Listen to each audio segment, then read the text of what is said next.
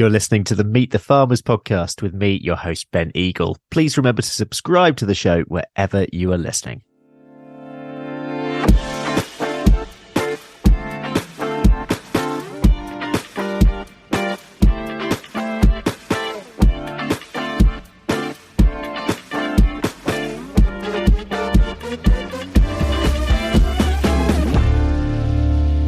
Hello, everyone, and welcome to episode 222 of the Meet the Farmers podcast with me, Ben Eagle. For today's episode, we're doing a revisit, and being very nearly the festive season, Christmas turkey business seemed a good shout. Way back in June 2017, for episode 8 of the podcast, I visited Essex-based turkey farmer Paul Kelly. I wanted to see how life and business has changed for Paul since my first visit, and I was thrilled when he asked me to come down to Chelmsford and have a chat. I started by asking him to explain the business and some of its history. So the business was founded in 1971 by my parents, Derek and Molly Kelly. Dad's 93 now, still in the business. He still comes into the office every morning. We lost Mum 12 years ago. So they founded the business, and Dad, previous to that, actually worked for Bernard Matthews and some of the bigger chicken companies. Then he worked for an American breeding company that was floating on Wall Street. Didn't make the float, ran out of cash, so that brought his work down with it. So he pretty much had enough of the big companies. So he decided to go on his own. And he had the choice then between brown eggs, which was a real niche at that point in time, or Christmas turkeys. So thank God he chose Christmas turkeys, because there is still a niche in there. The brown egg market is pretty much of a commodity. So yeah, and back then, what was the size of the market? And was he, because was he doing something quite radical, or were there other people doing the same? The market then, I mean, the dynamics of the market have changed so much since then. I mean, basically, small company had a couple of thousand breeder hens, tiny little hatchery, supplying poults to farmers throughout the country, and most of those farmers would then grow turkeys that supplied Smithfield market.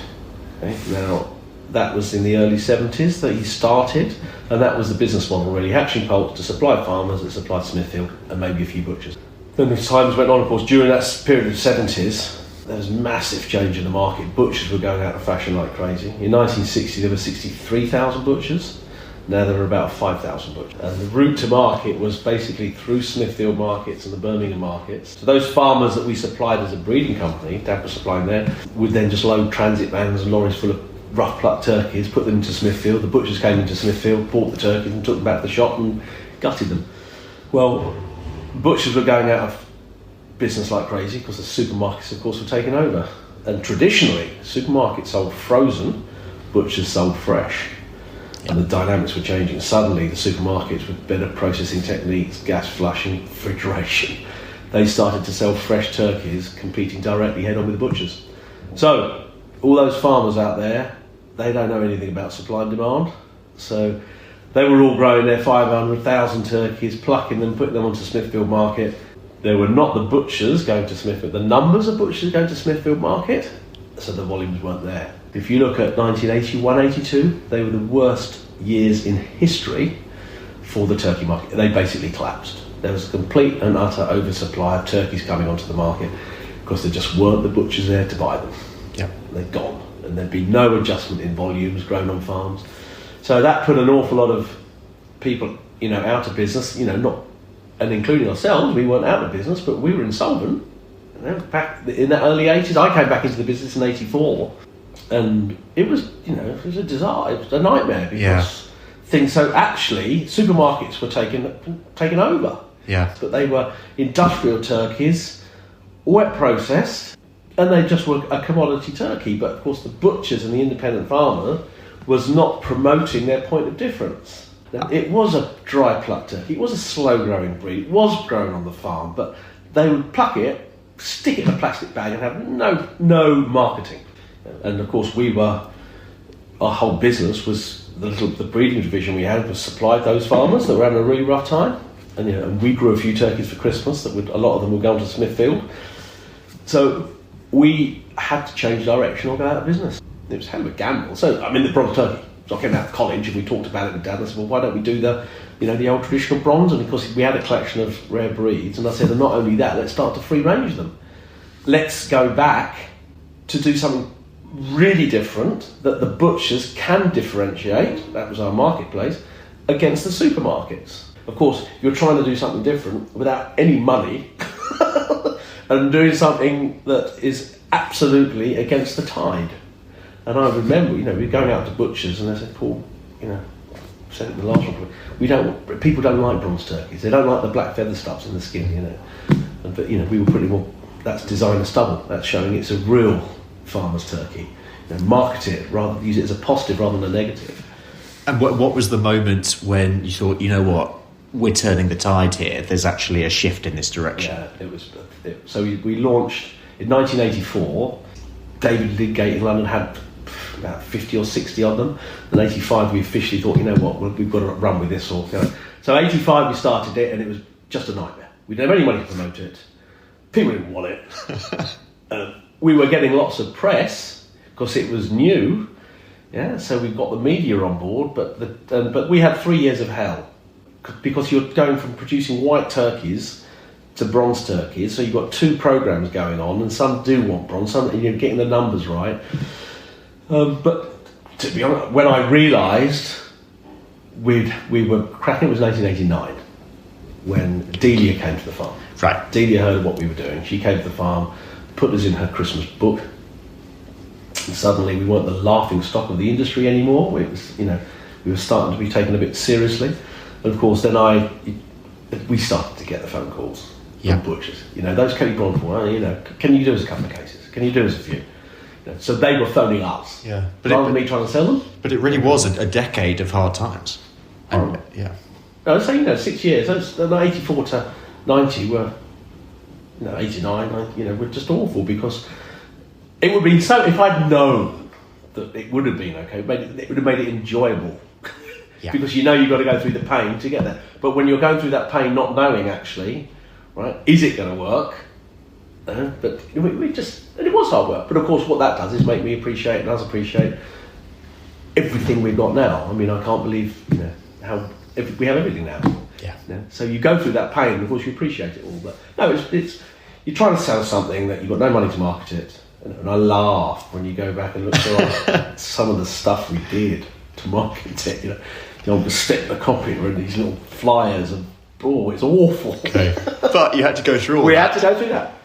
Just to get to where you I think the big thing, to be honest, I think the main thing that where we were really successful in marketing and just getting out there was that the press would phone us up and say, can we come to the farm to have a look? And I would say, of course you can. When do you want me to pick you up? Anytime you want. Chelmsford Station, we're 15 minutes. We had open doors to everyone. Anyone, we never said no. Okay. And of course, they would make that same phone call to some of the bigger companies, and there would be panic in the boardroom that, oh my God, they want to come and see what we're doing. Yeah. And of course, they're doing it, and things are much, much better now. They open doors, but and there'd be panic, and then they get employed this agency in London, the PR agency, would say, for Christ's sake, don't show them, which is bad. And I still now say, and the industry is so much more open, but if the acid test for me, and still is now, always has been, if you're not willing to show your customers what you do, every single bit of it, if you're not willing to show them that, then you have to ask yourself a question. Are you really doing what your customer wants? Because then there's too much in agriculture still where those doors are closed. That attitude towards an open doors policy was something that Paul picked up on in my first visit to him 6 years ago. For me, it's this attitude which has allowed for him to build trust with his customers and with celebrity chefs, and as a result, his brand has grown. The Kelly Bronze is now one of the key established Christmas turkey brands out there. But what is the Kelly Bronze? We set out, I'd say, when we started in the early 80s, it's just to produce the best turkey we possibly can. So that was all about having a really slow-growing breed that was going to get to maturity at the right weight. At 5 kilos, we want a fully mature bird. Growing it, as the free range, in the free range, and recently we moved more to woodland growing, so we're growing them wild in woodlands. And then the dry processing and the hanging, and then the packaging, and then finally the cooking instructions. So the Kelly Bronze in itself isn't just a breed, it's a brand, and it's a whole chain of events that produces the Kelly Bronze. Now we do other products, other lines, but the Kelly Bronze is our flagship, and the discussions we have is what can we do to make it better, and not can we do to make it what we can do to make it cheaper. Yeah. There's so much we can do to make it cheaper. Kelly Bronze is the most expensive thing you can produce. We can produce organic turkeys way cheaper than a Kelly Bronze. Okay. Yeah. So it's their hatch natural season, late spring, early summer. Then they're released. Actually, they grow through into 4 seasons. So it's the age of 26 weeks, whereas your average turkey is 12 weeks now at Christmas. They're twice the age. Then the dry plucking. Our labour costs are something getting on for £10 versus through a factory you can do it for about £1.20. And then the hanging, wow. you lose 2% in weight during the hanging process. So all of that adds up to make it really expensive. Yeah. But it upsets me as a turkey farmer to see what's happened to the fresh turkey market in the UK, because they're processing turkeys now from breeds that are not designed or bred to produce a quality whole carcass. They're designed and bred for meat stripping, and they're killing birds when they're the right weight rather than when they're ready to eat. And turkey now has a really poor reputation for being dry and flaky. And I'll very quickly, there's an analogy I use which is, I think it just puts it all into context, because if you look at what's happened to the turkeys over the past 30 years, they've been killed younger and younger and younger and younger because they're just growing faster and faster and faster and faster. So there's 5 physiological changes in all livestock. You get blood supply and nervous system, then vital organs develop, then skeletal development, then muscle is laid down, and the 5th and final one is fat. Final stage of maturity is fat is laid down. Well, those fast-growing breeds now that are bred by the big international breeders are designed for the world market, which is stripping meat off the bone. Yeah, they have blood supply and nervous system, they will have vital organs. But they're processed at 12 weeks, they're still in their skeletal development. The only muscle they have is enough, like a very young teenager, is enough muscle to move around. Yeah. They haven't laid all their muscle down, and they haven't even got into anywhere close laying fat down. And of course, fat is flavour, mouthfeel, and all the carcass development. The carcass that you get from a fully mature bird has got bone marrow in it, deposition. It produces a wonderful stock. So when they're killed in stage 3 in their skeletal development, they've got enough muscle, they haven't got meat, and they don't have fat.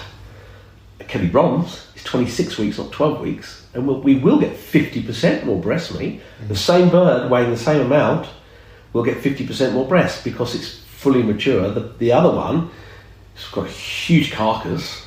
Yeah, it's all a bone. It's a bag of bones, really. Now, but of course, it's cheap. Yeah. Killing them at 12 weeks with food conversions of 1.9, banging it through a factory at 4,000 an hour. It's cheap. This episode is being supported by our primary sponsor, Howden Rural, which is the new name for A-Plan Rural. The Howden team shares my passion for giving a voice to farmers, and we are both driven to raise the profile of farming voices to a wider audience. Howden Rural do a lot of work on social media themselves, sharing farming accounts and farming stories. They have a rural community blog which shares farmers' experiences. They also support a growing number of initiatives that champion UK farmers, including this podcast. So a big thank you to Howden Rural for supporting Meet the Farmers. I was interested in where Paul believes the Christmas turkey market is going. He made the case to me that an increasing number of consumers are heading towards the premium end of the market. Whenever I'm talking out there to retailers, the standard white fresh turkey is under pressure. Okay. Yeah, because I do believe there's too many people have it at Christmas Day and are disappointed. Let's be totally honest and frank about that, and that's what the industry haven't really addressed that, because they're wanting turkeys at £4 a kilo. Most of that standard fresh turkey, they're loss led anyway. So Tesco, when they're losing money anyway, they're in no mood to pay more for a better product, because it means they're going to lose more money when they're beating each other up on unit price. But the reality is, you cannot produce a really good quality turkey cheaply. You can't do it. And there's this huge debate, and of course, turkey should be competing with beef for Christmas lunch in terms of price per kilo. And it's just being beaten up on price all the time. But actually, to produce a good quality turkey costs money. It's so cheap now, it's being produced absolutely down to how cheap can we get it per kilo, regardless of what it tastes like. Yeah. And as an industry, it's a shocker. because we have this one day of a year to showcase our product, and there's too many people eating it out of tradition rather than really looking forward to their Christmas turkey. We next reflected on the last 5 years for the Kelly Bronze business, and I asked Paul what he had been focused on. It was clear that succession was high on his mind. I'm 60 now. Toby, my son's coming into the business. He's 29, so he's now full-time in the business. My daughter's coming in March, so the next generation is in. So the past, certainly 3 or 4 years, have been looking, right, where do we want to go as a business? And if I have a look at the breeding and hatchery side of it, we supply 25% of all the turkeys sold, fresh turkeys sold at Christmas through our hatcheries, poults. That's pretty much mature, that market. We don't want to do any more, but I think we're certainly being asked to do more, so there's potential for growth there. I think we have a wonderful little brand that we only utilise at Christmas, and all our breeding stock that we process in August at the moment goes into box standard commodity meat. Okay. Well, we've come up with a charcuterie range. We're doing salamis, confit thighs, super breasts. So we're utilising that and just adding value to our breeders. Over the years, we've always been asked by restaurants, we want Kelly Bronze all year round. Well, actually you don't, because it's just too expensive. It's all right for Christmas Day, that premium market. People will pay a premium, but not on the weekly market. Yeah. But the breeders that we've got, just the salami they make is unbelievable. Because they're so mature and fatty, we don't have to add any added fat to our turkey salami. And the confit thighs we do from the breeders are just full of fat. They're just absolutely delicious. So we're going to use our brand, I think, to add value, but we're making sure that we're in control of what it tastes like, because I know from experience with just even our Christmas production, lots of restaurants wanted to have Kelly Bronze on the menu, and you put them into a restaurant, you try telling a chef how to cook a turkey. Yeah, I can imagine. Yeah, you nearly get grabbed by the scruff of your neck and thrown out on the street. Don't you tell me how to cook it, Even from you. Even from and and you can do it in such a way that I know, but just the Kelly Bronze is really different, and just go right. I'm the chef, you're the turkey farmer. Yeah. And too many times they did it as they wanted, as they've just always been cremated the thing. That comes out on the plate with the name Kelly Bronze attached to it in restaurants. So we stopped doing food service and restaurant trade a long time ago, except for a select few. So, but this way, by doing the confit and by doing charcuterie range, we're in charge of what it's going to taste like. So that's the future for us. So I see more for the business going forward. We'll be doing more of a range to sell weekly, growing the meat side of our business more, and I think the breeding and hatchery division will hopefully not grow. Okay. But we're keen asked to do more. So is the potential for us as a business, I think, at the premium end is great. Meet the Farmers is brought to you by RuralPod Media, the only podcast production agency to specialise in the rural sector. We're on a mission to make rural stories mainstream and help businesses, organisations and communities like you tell your story through podcasting.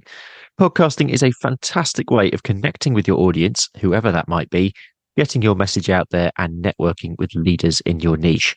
RuralPod Media can help you by launching your new podcast or helping you with the technical side. We also provide podcast training and an audit service if you already have a podcast, you're not sure where to take it to next. For more information or to book a call, visit ruralpodmedia.co.uk. That's ruralpodmedia.co.uk. Again, when I was last here in 2017, we were talking about challenges, and of course Brexit was fairly fresh then as an idea, and one of the things you raised then, one of your biggest fears, I suppose, going forward to the following years, moving on, was labour, was the labour situation. Yeah. What's the reality been? That isn't labour. I said the two biggest single threats, stroke problems for our business is what disease, we've seen that with avian influenza, that's number one, and number two is labour. Because we're such a seasonal business, we need huge seasonal peaks of labour, and we have a visa. We have a visa scheme for Christmas, but that's £500 a person, spread over a few weeks' work. It's incredibly expensive, incredibly bureaucratic, and it's not fit for purpose. Actually, whilst the government thought they were helping us with this visa scheme, and in theory that is, they've given us 2,500 visas that we can apply for to bring them into processed Christmas poultry. But The reality is it's really hard and very expensive. That doesn't help us with our season in the summer, with the breeding season, because there isn't a visa scheme for that. Okay. The seasonal agricultural worker scheme is just for horticulture, not for any livestock business. So it's our single biggest issue by a long, long way, and that is, which, going back to the early 90s, the only thing stopping our business growing was access to the European labour market, and that will be the hindrance now. I've got no doubt, getting good people. We've tried to recruit 30 people in August for Christmas locally, and we had got to 9 people applied. Of the 9 people that said they would come for the interview, 3 turned up, and of that 3, we recruited 2. We're 30 miles from London. Yeah, we're just in a, just in an area where there's totally full employment. and in terms of your confidence level for that getting better or worse, where does it sit at the moment? I would say worse at the moment, if I was to be honest, because we're banging our head against the wall with the government. They all, DEFRA are on our side.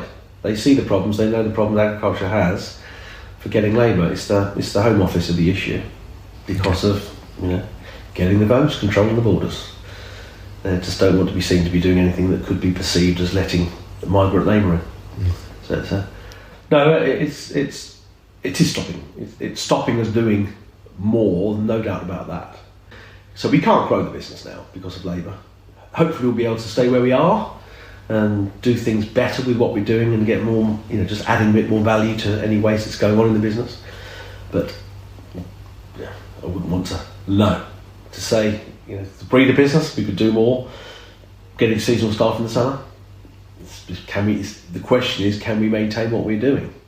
Wow. I've even looked at moving it to Europe, moving like Aviagen, and moving a lot of their farms over to France because of border controls. It's costing us a fortune export.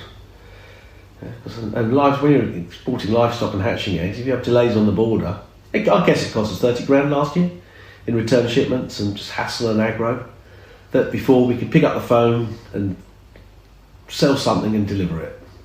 Now, you've got to go through so much paperwork and health certification. It makes me angry. Thinking more positively in terms of your story from those 5 years, and this was only really starting to develop again when I was here last time, is your US story of Kelly Bronze over in the States. Tell me about that. Yeah, well, so we bought a little farm we just bought it there in Virginia. Yeah. And of course, we started from scratch out there with no brand awareness, nothing. So, and of course, the first 2 or 3 years for me was making sure that we had the agriculture right and the quality right. So it's only the past, so we're not 6 years ago now, it's only the past 2 or 3 years that I've actually, that's what this screen's all about, set up behind us here. So I'm now doing live shows to regional TV and national TV in America on the Kelly Bronze and just starting to preach the story. But it's not easy, it's not easy at all, but we're doing 4,000 turkeys there, we're just doing direct mainly to consumer via FedEx, but I think it could get to be 20,000 and be a lovely little business out there, and it's fun. Yeah, I'm doing it. We're at least we're starting it, and I've got a bit of money this time, and I know what to do, and it makes a lot of difference. Just a little more about our primary sponsor, Howden Rural, which is the new name for A-Plan Rural. Same people, different name. Howden Rural provide bespoke insurance cover for farms and estates. This could be for anything from tractors and machinery to a new exciting diversification venture. So for more information, visit howdeninsurance.co.uk/rural. In 2020, the farm experienced a terrible fire, which meant a complete rebuild of the site. I was keen to take a look around the farm, so Paul took me on a tour. But before we looked around, I asked him to tell me about the fire. So anyone who has listened to the first episode 8 with Paul, will have heard, and do go back and listen to that, the story of a fire that Paul had here back in, was it 2015? 2015. Yeah, Father's Day 2015. And people say that lightning doesn't strike twice, but sometimes it does. Yeah. You had another fire here in 2020. Good Friday 2020. The whole lot went up in flames again. That was a forklift fire. The first one was electric fire, and the second one was a forklift. The forklift battery got too hot, and when the fire engines arrived, actually the fire wasn't in the building. but the forklift just got under the cover sheets, and that was next to the packaging store, got into the cardboard, and just swept through the building. It was horrible. That was 8 o'clock. It started at 8 o'clock at night. Is when it all kicked off. Good Friday. And a big thing to go through, dare I say, personally, let alone the business. Yeah, you know, I mean, well, we had the first one was in June. This one was in April, and of course, at least I'd been through it once, so I knew what it took and what was needed to build a factory. But so that was the upside. To be honest, the second one didn't faze me as much in terms of getting the job done before Christmas. But in terms of, not again, surely, please. It's why. Yeah, but it is what it is. You can't. Move forward, as I said to everyone. We're seeing the problems are there to be solved. Indeed. This is like control. This is the one thing that I did do when we had that, you know, the first fire was bad enough. The second, the one thing I had learned is the stuff that you need to be reading, which is temperature. Temperature is king. I brought everything in one control room. So we've got all the cameras in here, all the screens, all the fridge controls. So you can come in here, you know, and you can literally see what's going on at any time, you know, and all the fridges everywhere. So it gets to be a bit like a pantomime sometimes about the 17th. You know, it looks highly organised and everything, but, you know, I'm actually going, oh my God. The great thing is you've got a brilliant team, haven't you? We have got an amazing team. And that's, you know, it's, we've got, you know, I'm really proud of the fact we don't have staff turnover. People come and join us and, you know, been with us for years. That's the problem. We're all getting to be 60 plus. So, you know, Toby's coming in, my daughter's coming in, so we do need to be conscious of that. As a seasonal business, you know, we have so many assets that only work for a few weeks of the year, like our hatchery is a, you know, it's a £2.5–3 million asset that only works for 14 weeks. Our factory here, you know, only works for a few weeks. But you absolutely liken it to a combine harvester. It's a huge asset. You know, a combine only works for 3 or 4 weeks. Yeah. You know, we're getting a little bit more than that. But, you know, our hatchery and our processing plant is a combine harvester, the equivalent of. And again, with fridges. You know, but these two buildings here, I would say, are, for a seasonal business, the best utilisation we get, because they'll produce, in January, we'll bring breeding stock into here, yeah, and we'll produce eggs right the way through to August. August, they get depopulated to make those charcuterie products we talked about. Then this gets completely cleaned out, and then we brood about 30,000 poults, yeah, for other customers that are growing a mid-tier product. That gets cleaned out, yeah, in about mid-September when they get moved out to range. Then we clear it out and everything, and then we turn them into fridges. Yeah, so it's multi-use through the year. Yeah. So actually, we get full utilisation of these buildings, even though we're a seasonal business. So this is one of the biggest things we have changed since we last here. We've got this lovely yard here. I bought 20-metre strip of land from the neighbouring farmer, so we could put a concrete yard in.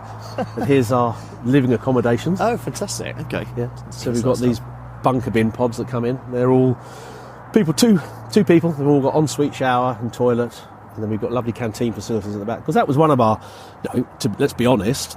You've got to have nice places for people to work. Well, this is a key thing, isn't it? Again, no matter what sector of the industry you're talking about, if we want to actually attract good people, you have to provide those basic facilities. Those basic facilities that are good, clean, work, you know, like we are doing pizza nights, we're doing hog roast nights, we're doing burger nights, you know, bringing canteens in. Yes, it costs money, but don't look at it. It is a cost, but actually you're investing. You're investing in your workforce.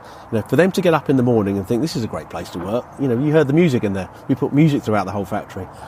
Yeah? And we do have breaks, and we'll have a little bit of fun, and we'll have the pizza nights, you know, and all those things that actually, you know, keep the morale up. Rather, because we're going to have some bad days in there where we're going to ask them to work. Can you stay till midnight, guys? We've just got to get these packed. We're behind. You know, we'll have some good days where let's finish early, guys, too. Let's all go out and get a pizza, and here's 3 or 4 cases of beer. Let's have a beer. So it's just treating people like you want to treat yourself, isn't it? And in this line, you have to work at pace, don't you? Last December was the first time that I'd ever plucked turkeys and geese. Right. I'm not sure I'm going to be doing it again, but it gave me a real insight into actually, that this can be pretty hard graft. It is really hard, and the organisation that goes into it. But you know, if you 40 years ago, 35 years ago, when we were doing 5,000 turkeys for Christmas, rough plucking them and sending them up to Smithfield. If you told me we'd be doing 96,000 and gutting, eviscerating every single one of them, I would have laughed in your face. Not possible. Yeah.